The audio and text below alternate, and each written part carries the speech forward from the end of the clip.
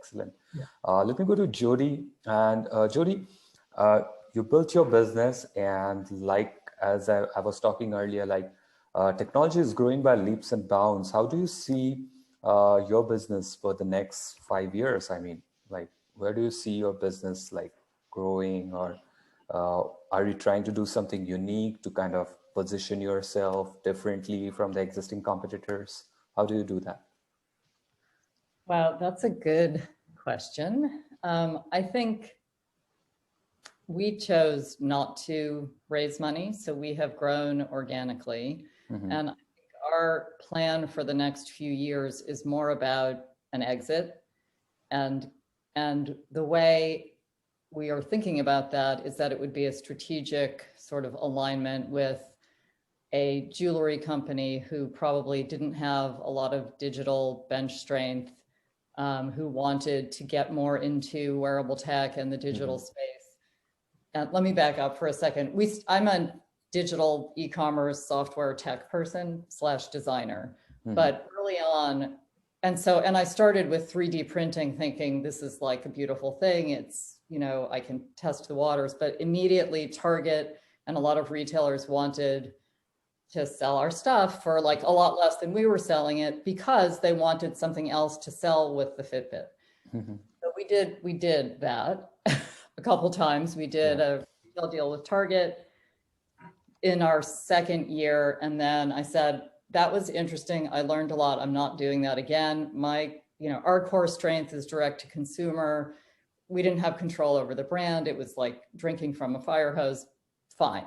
Then Best Buy came along. It's going to be different. It's for Mother's Day. It's smaller, blah, blah, blah. Did it again slightly differently.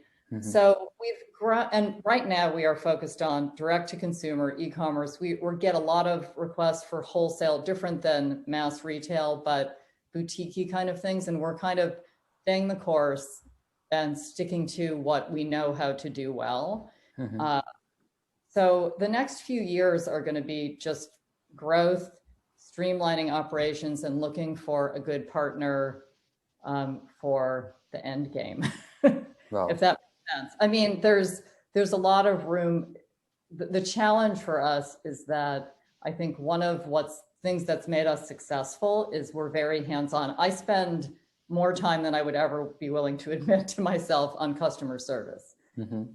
Like all day long, whether it's pre-sales, questions, post-sales, issues.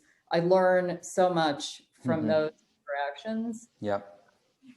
And there's a lot of other places in the business where it's high touch. I can't remember who said this about the packaging, but our packages come like presents. They're wrapped, they have handwritten notes. It's like we want you to feel special getting it. And those are all things that I think are important and differentiate us, because anybody can make, and believe me, a lot of people have copied us, make jewelry for your devices. But what we have is that we are listening to our customers. Our product roadmap is so informed by what our customers ask for. So I don't know if I'm really answering your question, but I think the next few years are about streamlining top line growth and or profitable growth, and figuring out how to exit or transition or partner with someone who will.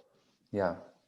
No, I think you answered it really nicely. And I think I really like the way you put it, because I think consumers are the king. I think consumers exist. That's why we exist, like brands exist and product exists. So ultimately it has to be thought of backwards. So if you're keeping consumers at the forefront all the time, I think you'll always win, and which you're doing it rightly. And customer service is the number one point that always can beat anything. I mean, it can beat traditional marketing, because I think with that, you can build the kind of trust, and you can have the lifetime value that you may never thought of, because that one good experience and you have won your customers for their entire life. So excellent thought process. Thank you for sharing that.